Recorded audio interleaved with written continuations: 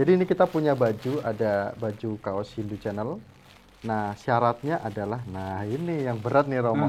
Kita ingin memberikan tapi harus ada syaratnya Romo.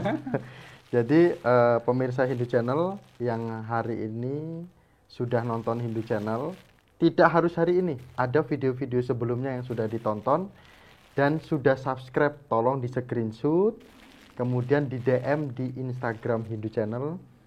Yang pertama atau yang kami lihat pertama mengirimkan screenshotnya di Instagram Hindu Channel, akan kami kirimkan kaos Hindu Channel ini, dan kami akan meminta alamatnya.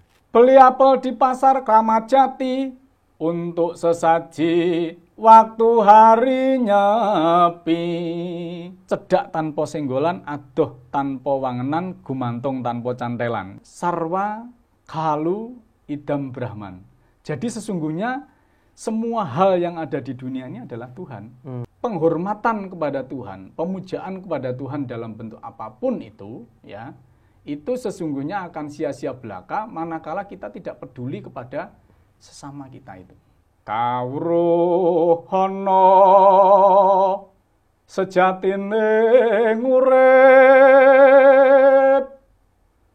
urip ira aneng alam donya, prasasat mung mampir ngombe.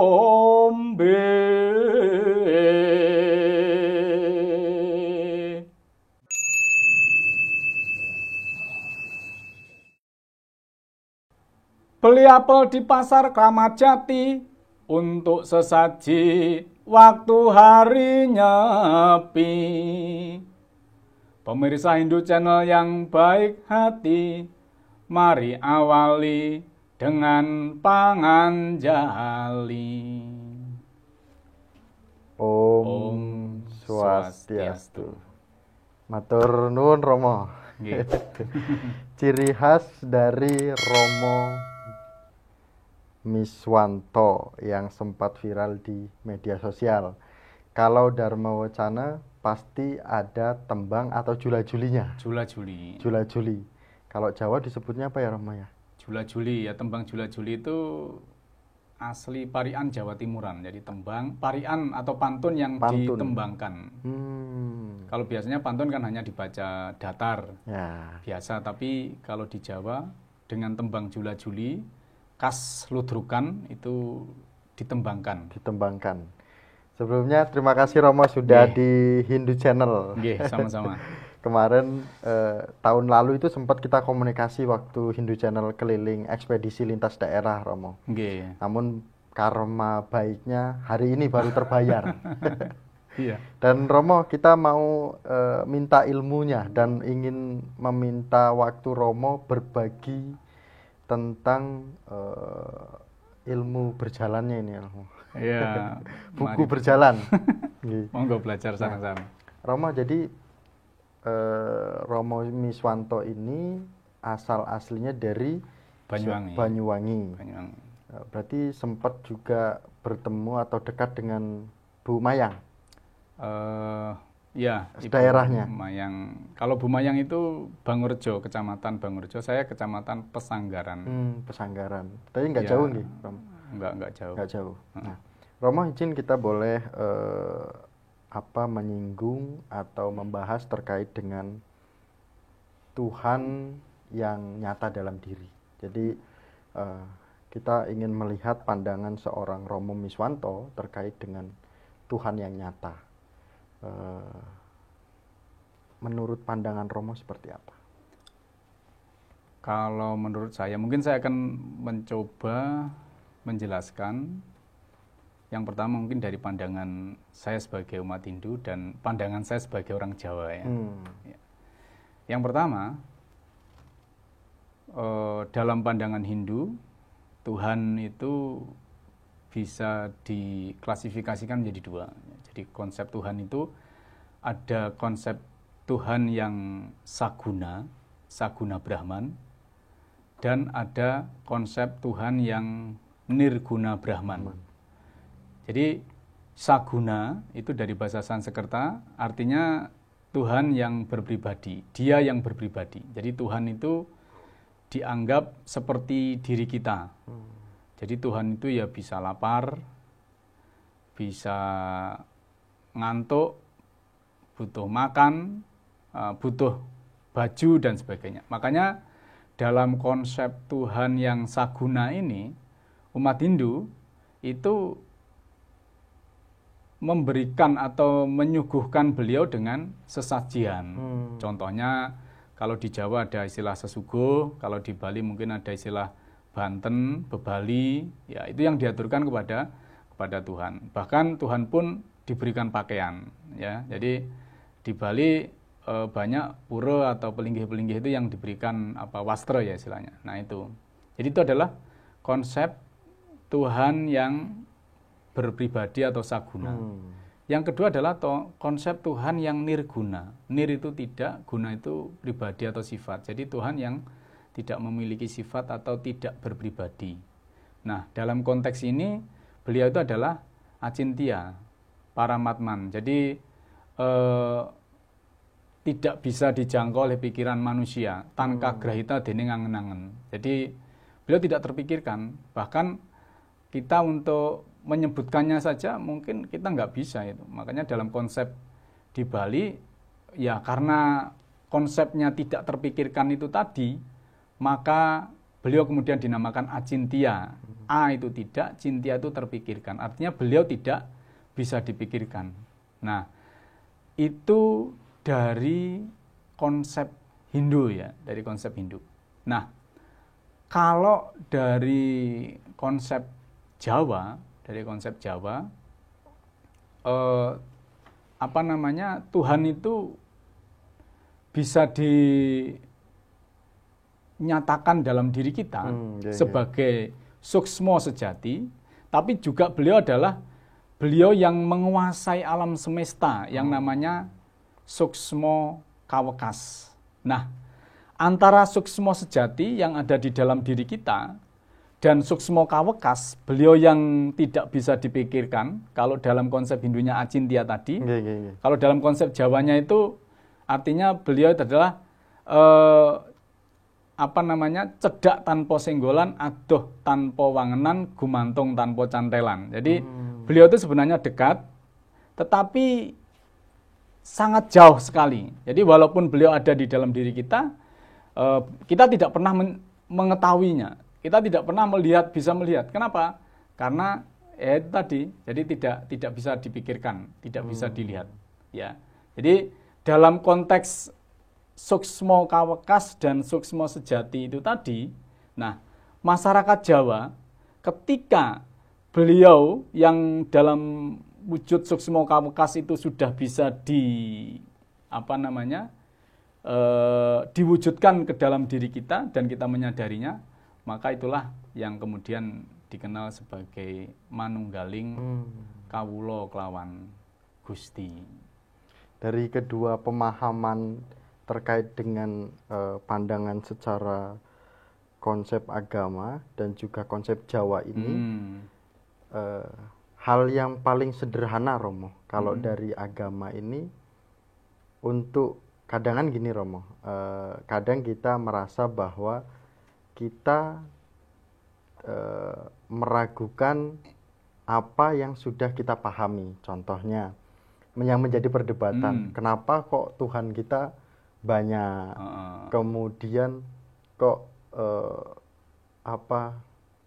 benarkah seindah itu Ganesha, Siwa, kemudian para dewa kita gitu loh. Kadang kita masih berpikir terbesit di situ. Nah, pola pikir yang seperti itu kalau di dalam konsep agama, apakah benar bahwa itu yang tidak terbayang itu menjadi dasar argumennya atau seperti apa, Romo? Nah, jadi kenapa kok muncul penggambaran Tuhan dalam Hindu itu yang begitu banyak?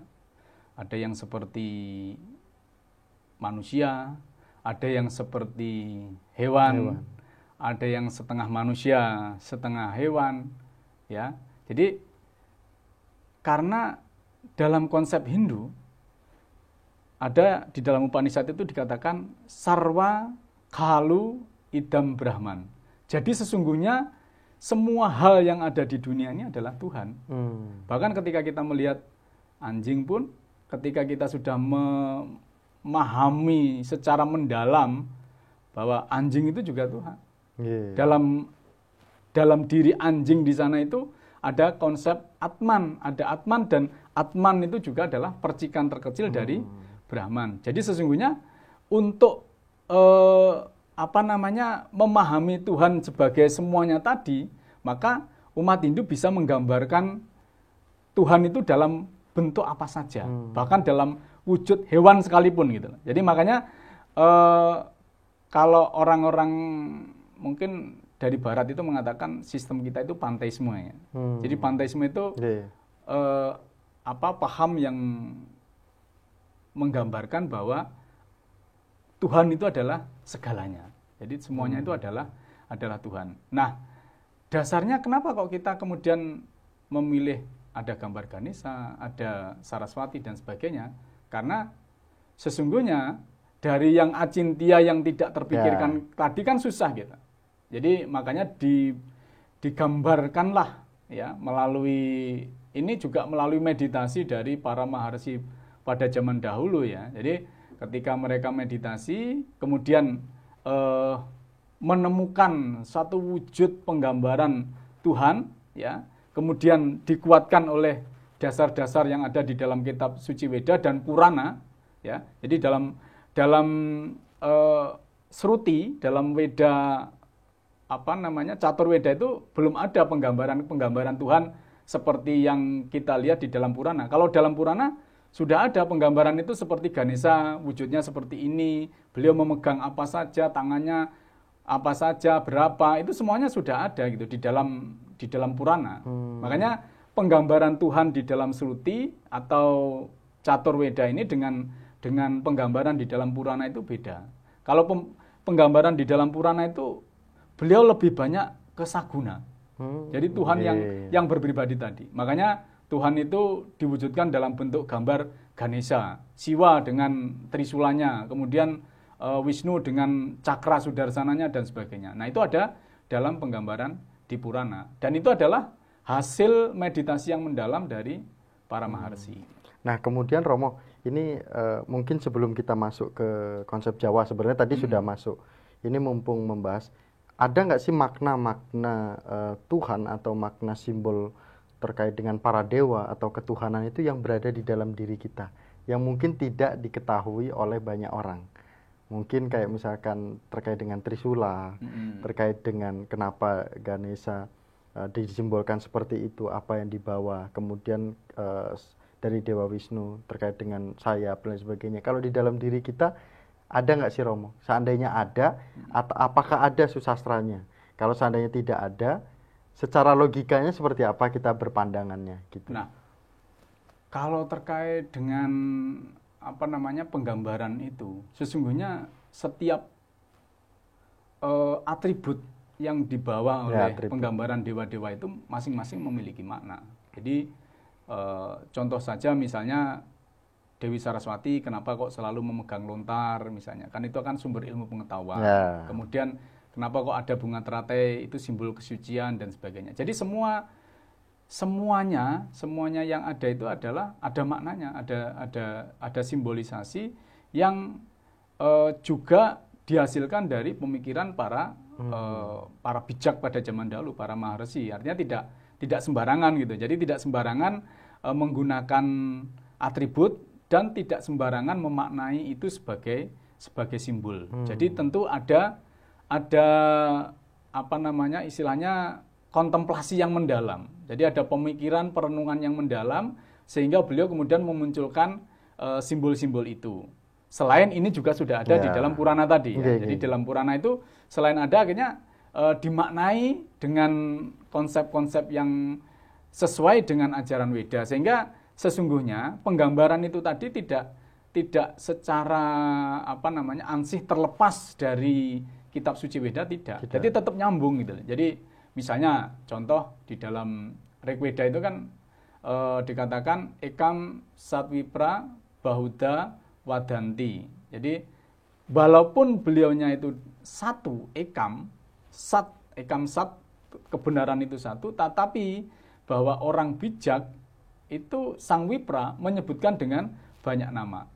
Siapa saja ya, ada Yama, ada Indra, ada Wayu, ada Ganesha dan lain-lain sebagainya. Nah, itulah yang kemudian dijabarkan ya. Jadi penggambaran di dalam Rigveda itu kan masih abstrak ini. Itu dijabarkan di dalam Purana-Purana. Akhirnya setiap dewa itu kemudian ada atribut-atributnya yang kemudian dibuatkan makna secara simbolik yang tentu itu adalah berkaitan dengan bagaimana kalau dihubungkan dengan diri kita, tentu implementasinya tadi, kalau Tuhan itu misalnya dengan simbol bunga padma ya, kesucian tadi. Bunga padma itu walaupun ada di dalam lumpur, kan dia tidak terkena oleh lumpur kan ya. Dia tidak terkotori oleh lumpur. Makanya itu ketika dibawa ke dalam diri kita, kalau kita sudah menyadari esensi ketuhanan, maka kita harus seperti bunga teratai. Jadi kita harus bisa mengambil esensi kesucian. Walaupun kita berada di dalam lingkungan yang jelek sekalipun, misalnya lingkungan pemain, penjudi, pemabuk, ya jangan sampai ikut-ikutan gitu. Nah, jadi intinya apa? Kita harus bisa menjaga kesucian dimanapun kita berada. Gitu. Jadi akhirnya ketika itu dibawa ke konsep dalam diri, itu adalah sebagai salah satu tangga bagi kita, jalan bagi kita, untuk menuju Tuhan itu seperti itulah gitu. Seperti simbol-simbol tadi gitu. Kira-kira begitu. Nah, kemudian Romo, kalau kita berbicara konsep Jawa, ada nggak sih tuntunan atau mungkin bisa dikatakan wejangan atau tembangan yang memang konsep Jawa dengan yang disampaikan Romo tadi, konsep agama ini memang ada titik titik bilangnya susastra gitu ya. Iya. Kita landasannya gitu, karena jangan sampai kalau kita dengar Romo, kalau disering diskusi, jangan sampai kita menyampaikan tanpa dasar, kan betul, gitu. Nah, bagaimana ini terkait dengan korelasi ini? Jadi kalau terkait dengan dasar sastra ya, kesusastraan Jawa itu banyak sekali sebenarnya ya. Jadi dalam serat-serat Jawa itu, saya ada juga dalam pustaka ya, serat Jawa itu yang menyebutkan tembang, ada tembang. Boleh nembang ini ya? Boleh, Romo. Jangan sampai nembangnya hanya pas waktu Dharma Wicana. Iya, di sini boleh. Di channel boleh juga. Oke, jadi ada tembang Dandang Gulo ya. Jadi ini sering dipakai juga, bukan hanya oleh orang Hindu, ternyata ini juga dipakai oleh orang-orang di luar Hindu untuk menyampaikan ceramahnya gitu, menyampaikan terkait dengan hakikat kehidupan. Jadi tembangnya begini. Ya. Kawruh ana sejatine urip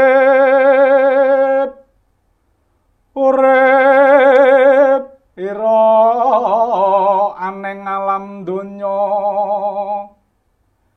prasasat mung mampir ngombe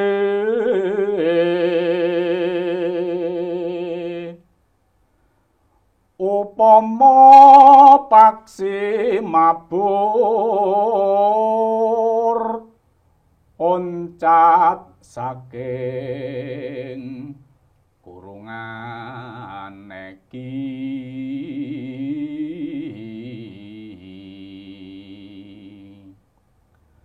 pundi pencoan benjang jiwa kongsi kaliru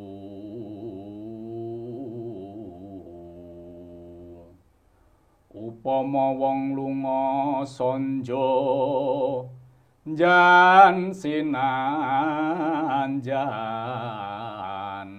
ora wurung bakal mulih mulomu lanyo. Mas Miko tahu tembang ini apa? Belum, Romo. Ya. Ini namanya tembang Dandang Gulo. Tembang ya. Dandang Gulo, Laras Lindru, Patet Songo. Nah, ini. Jadi kalau Dandang Gulo itu tembang yang sangat familiar kalau di Jawa ya. Iya. Ya. Kemudian ini, Romo, arti maknanya yang tersirat. Nah ini Kalau di satu-satu apakah bisa? Kalau tidak bisa, arti yang tersirat secara bisa. makna ini. Iya, jadi seorang orang yang bisa nembangkan itu harus bisa mengartikan. Kita bisa membaca kitab tapi nggak tahu artinya ya sama saja kan itu. Sama Ya. saja. Jadi kawruhono sejatine urip. Jadi ketahuilah hakikat kehidupan itu. Urip piro aneng alam dunya. Hidupmu di dunia yang fana. Prasasat mung mampir ngombe. Jadi kalau diibaratkan hidup kita di dunia ini kan seperti orang mampir atau kita singgah hanya untuk minum gitu loh. Jadi upomo apa jenenge manuk ya seperti paksi mabur. Jadi lire koyo burung yang sedang terbang. Jadi seperti burung yang sedang terbang oncat saking kurungan iki. Jadi kalau kita nanti apa namanya sudah misalnya ya atman kita sudah lepas ya oncat saking kurungan, jadi badan kita itu ibaratnya seperti kurungan. Nah maka nanti suatu saat atman kita akan lepas. Nyawone awake dhewe iku bakal oncat saka ragane. Pundi pencokan benjang, kemana nanti kita akan berlabuh? Atman kita nanti suksmoane awake dhewe ya, nyawa kita nanti kemana akan berlabuh? Ya, yuwa kongsi keliru. Jangan sampai keliru. Ya, jadi jangan sampai nanti ketika atman kita lepas, kemudian kita keliru kembali gitu loh. Jadi ibaratnya apa namanya seperti apa namanya ketika kita pergi ya, terus kemudian atman kita akan tersesat gitu loh. Nah, makanya jangan sampai keliru ya. Upama wong lunga sonjo kalau diibaratkan orang yang sedang bertamu ke rumah orang lain, jan sinanjan ora wurung bakal mulih.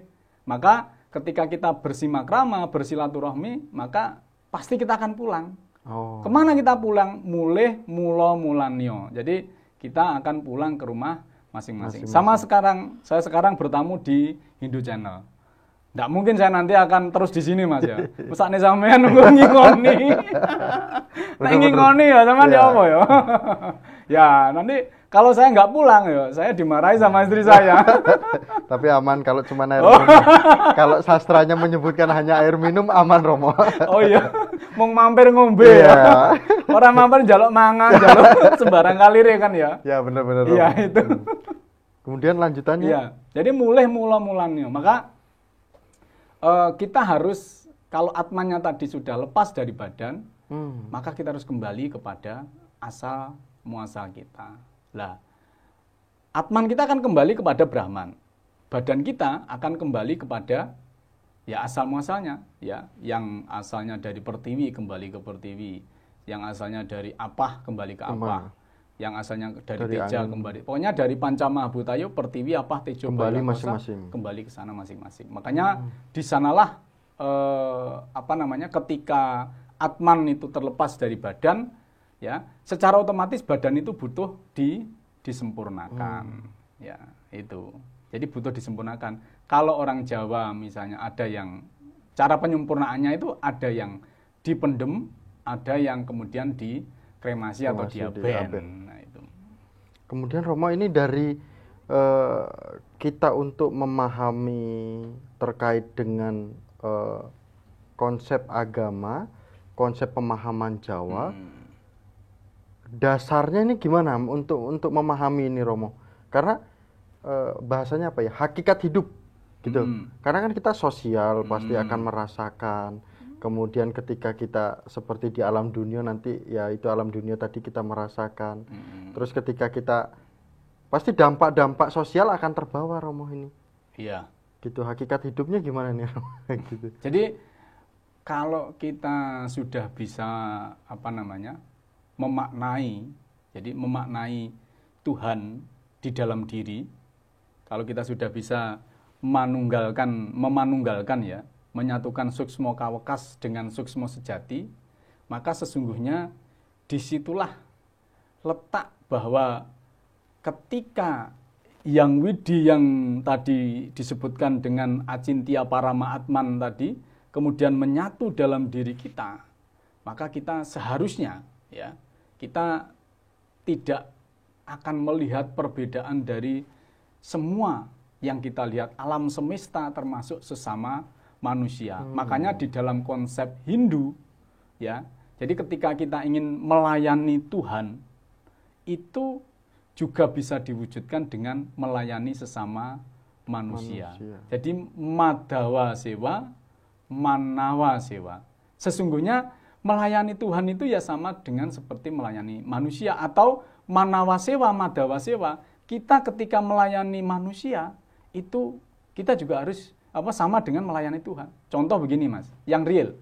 Misalnya kita di dalam upacara itu kita melaksanakan upacara itu dengan dengan besar. Banyak, kita sampai menghabiskan mungkin sampai miliaran atau bahkan banyak sekali lah istilahnya. Tetapi tetangga di sebelah kita kelaparan, maka esensi upacara itu sebenarnya tidak kena. Nah itu kalau kita dalam konsep melayani Tuhan ya. Jadi kenapa? Karena harusnya ketika kita mengkonsepkan bahwa melayani manusia itu juga sama dengan melayani Tuhan, harusnya ketika kita menyembah kepada beliau, ketika kita menuju beliau, maka seharusnya kita juga harus bisa mempedulikan, empati, aware terhadap sesama yang ada di sekitar kita. Artinya Romo, ini menarik, ini kita sambung Romo. Walaupun ini sebenarnya topik yang akan kita lanjutkan nanti. Terkait dengan seandainya kita fokus pada Tuhan tapi samping kanan kita kelaparan, apakah itu yang disebut Romo makna dari swastika itu? Oh ya, swastika. Atau gimana nih? Ini sangat menarik Romo, apalagi iya, jadi kalau kita melihat simbol swastika jadi swastika itu kan ada yang ke atas itu satu, yang ke bawah satu, yang ke kanan kiri kan dua. Ya, jadi kalau dimaknai simbol ini adalah sesungguhnya kalau keparahyangan itu satu, terus kepalemahannya satu, mestinya ke sesama manusia ini adalah dua.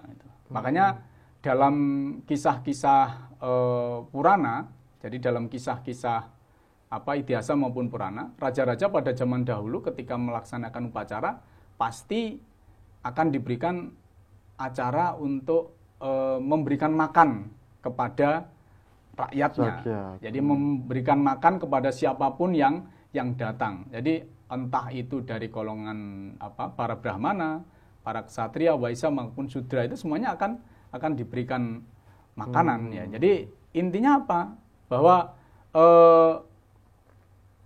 penghormatan kepada Tuhan, pemujaan kepada Tuhan dalam bentuk apapun itu ya, itu sesungguhnya akan sia-sia belaka manakala kita tidak peduli kepada sesama kita itu.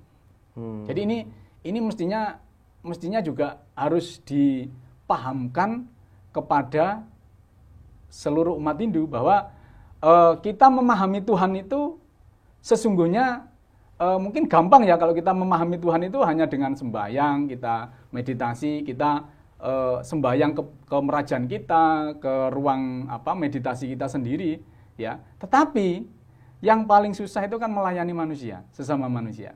Ya, makanya kalau orang itu sesungguhnya ketika dia sudah mensetanakan suksmo kawekas yang ada di dalam dirinya, yang ada di dalam diri pribadinya, maka dia harusnya bisa melihat orang-orang yang ada di sekitarnya. Ya, kalau itu enggak ada, ya sama saja. Ya. Cakep nih Romo, cuplikannya bagus nih. Ini sering Romo juga mendapatkan pertanyaan di luar Romo. Ketika hal-hal seperti itu mungkin di lingkungan mahasiswa, di lingkungan Bapak Romo Dharma Wucana, atau diskusi dengan umat. Ya, seringkali misalnya ada pertanyaan kepada saya dari umat misalnya terkait dengan kalau kita mengadakan upacara itu seringkali mengadakan upacara, tapi kita tidak pernah berpunya kepada orang-orang yang di sekitar kita. Lah, ini mestinya kan harusnya ya. Jadi kalau kita tadi katakanlah kita mengadakan upacara itu habisnya 100 misalnya. Ya logikanya harusnya kalau bisa ya ini kita bisa pedulikan kepada orang, kita berikan punya kepada orang yang ada di sekitar lebih dari itu gitu. Ya. Jadi pasti Tuhan ketika melihat itu pasti akan senang, itu loh. Jadi tidak akan mungkin misalnya Tuhan pun tidak akan menerima kalau misalnya begini, kalau kita mengadakan upacara sementara kita masih atau melihat orang-orang yang ada di sekitar itu kelaparan, itu. Kasihan kan itu. Makanya ada satu perumpamaan dalam bahasa Sanskerta itu yang mengatakan daridra narayana. Jadi bahwa Tuhan itu ada di jiwa orang-orang yang miskin. Jadi itulah yang harusnya kita perhatikan itu. Jadi makanya kalau kita sebagai umat Hindu atau tokoh Hindu dimanapun berada umat Hindu, harusnya kalau kita ingin upacara kita itu sida, ya, ingin sidi berhasil ya, kita juga harus peduli dengan umat-umat sedharma kita yang mungkin merasa kekurangan. Nah, ini akan lebih lengkap itu. Karena sama saja kita Tuhan yang nyata itu ada di. Iya, itu loh. Tuhan yang nyata itu mungkin itu sebagai apa namanya ya? Jadi istilahnya Tuhan yang nyata yang ingin ditunjukkan oleh beliau, ya. Ini loh penono wong-wong sing kaya ngene iki mau, loh. Jadi pedulikanlah mereka gitu. Iya, bener-bener. Iya. Jadi kami dari Hindu Channel jadi harus ngopeni wong ya Romo. Ya, jadi ngopeni krunya ini semuanya ya. Iya. Romo, ini kita diskusi tidak akan terlalu lama karena tentu kita melihat waktunya Romo. Ya, namun kita minta pandangan Romo sekali lagi terkait dengan bagaimana konsep Tuhan, kemudian konsep Jawa itu kita sebagai manusia bisa jalani secara sederhana. Paling tidak ini seperti apa Romo? Ya, ini bicara dari pengalaman saya. Ya, pengalaman Romo saja. Pengalaman saya itu sebagai orang Jawa, dulu waktu kuliah ke Bali, ya, saya belajar dari Griya Kayu Mas Kaja di Denpasar. Ya, saya memahami, saya mempelajari praktek langsung ya, karena di Griya itu kan tempatnya orang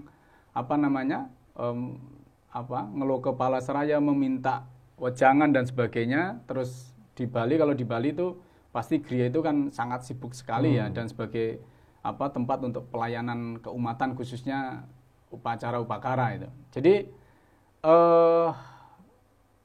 saya tidak serta-merta ya membawa apa yang ada di Bali kemudian saya bawa ke Jawa. Ya, mengapa? Karena kita sebagai orang Jawa punya warisan, punya tradisi juga terkait dengan ritual dan sebagainya yang diwariskan oleh nenek moyang kita. Jadi secara sederhananya begini. Ya, jadi kalau dalam konsep yang umum ya kita misalnya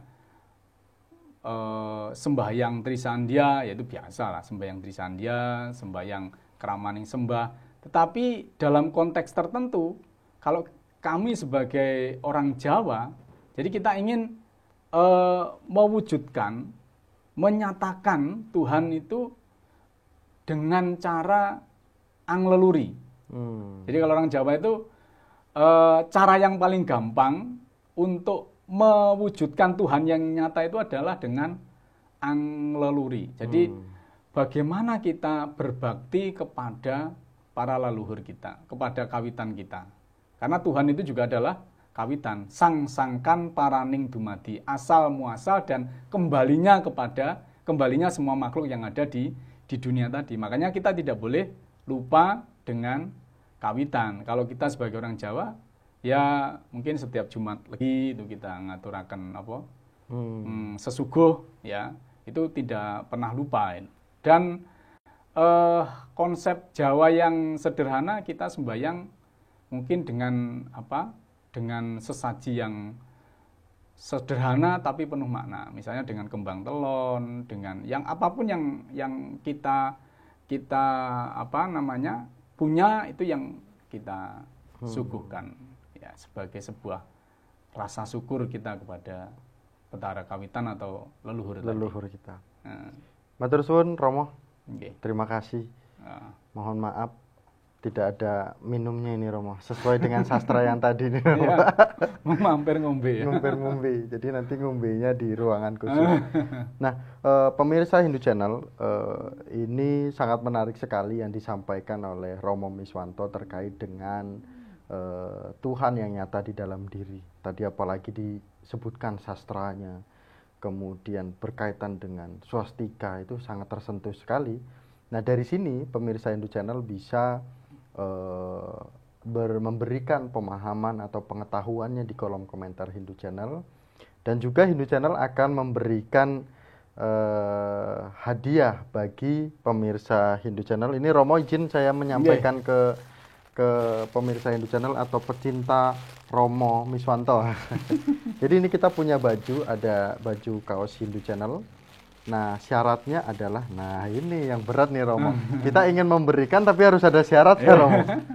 Jadi pemirsa Hindu Channel yang hari ini sudah nonton Hindu Channel, tidak harus hari ini. Ada video-video sebelumnya yang sudah ditonton dan sudah subscribe, tolong di screenshot, kemudian di DM di Instagram Hindu Channel.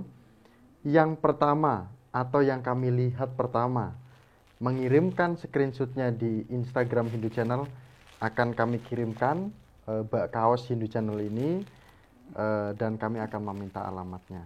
Dan jangan lupa untuk subscribe, jangan sampai screenshotnya itu belum di subscribe, jadi gagal untuk mendapatkan kaos Hindu Channel. Nah, itulah dari Hindu Channel yang bisa diberikan. Dan nanti Romo Miswanto juga dapat dari kami.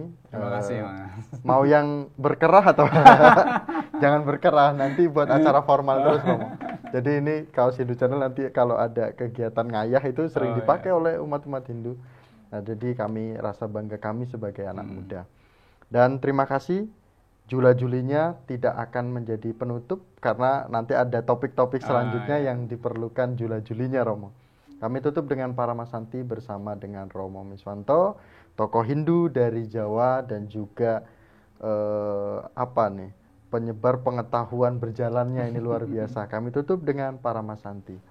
Om Santi Santi Santi Om. Matur suwun Romo. Ye.